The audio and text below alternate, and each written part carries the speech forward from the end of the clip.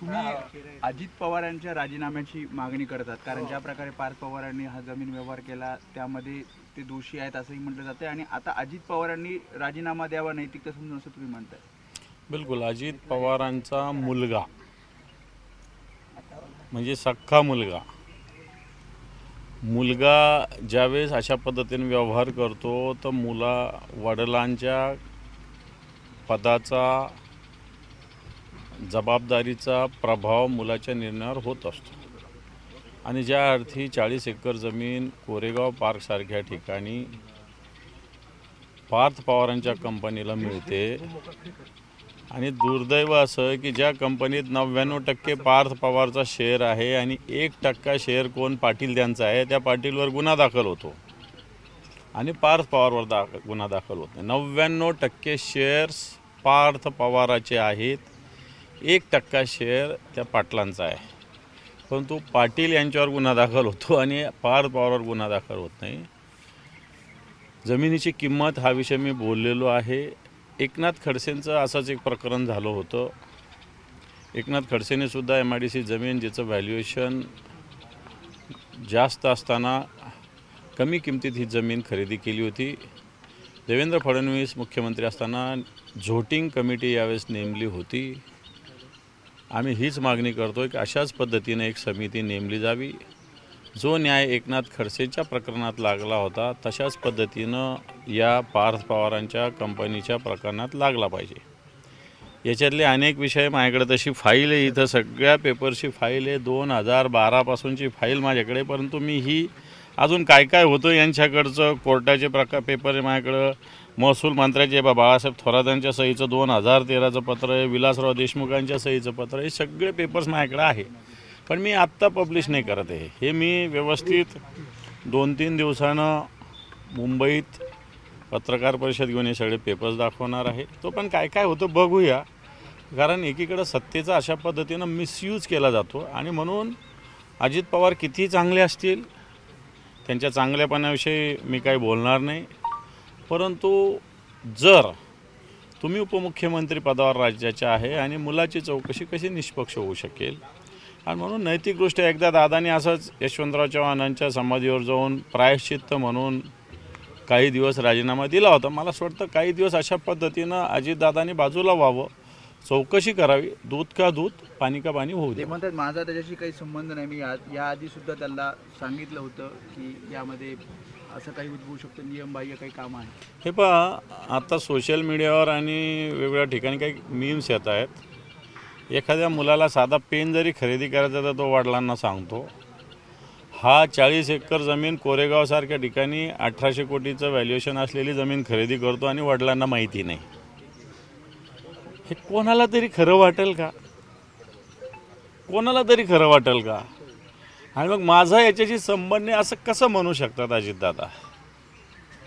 माझं याच्याशी संबंध नाही असं अजितदादा कशा पद्धतीनं म्हणू शकतात?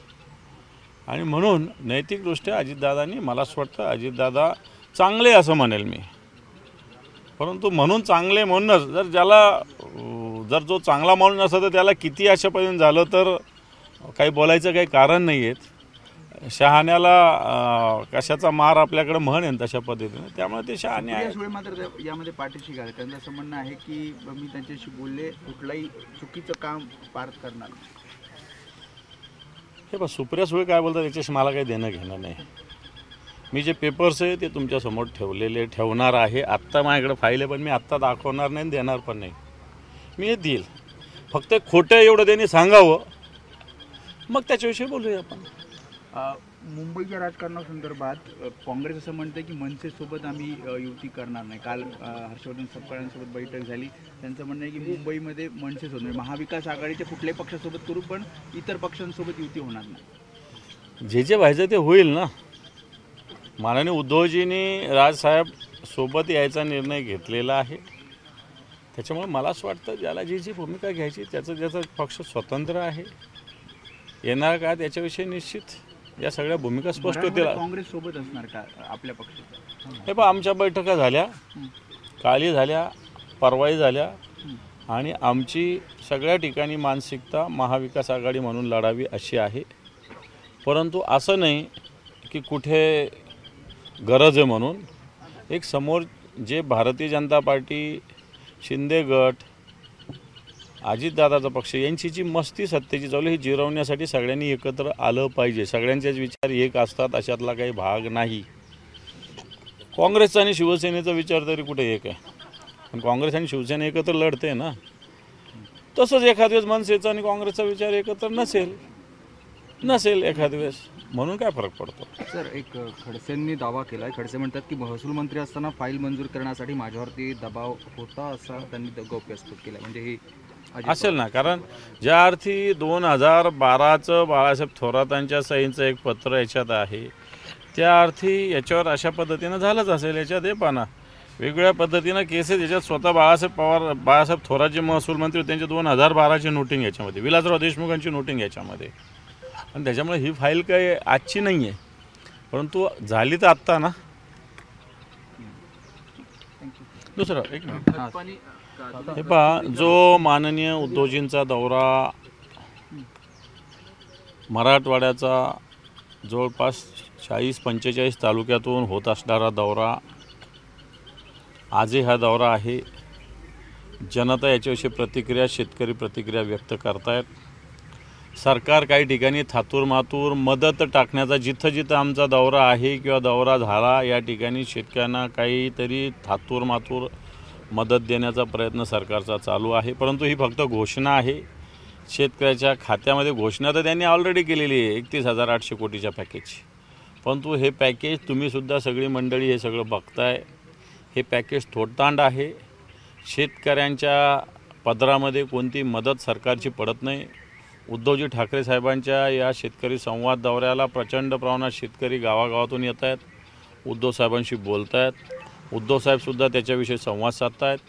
आणि याच्यानंतर मला असं वाटतं येणाऱ्या काळात या सगळ्या शेतकऱ्यांचा एक संघटित लढा येणाऱ्या काळात होऊ शकतो.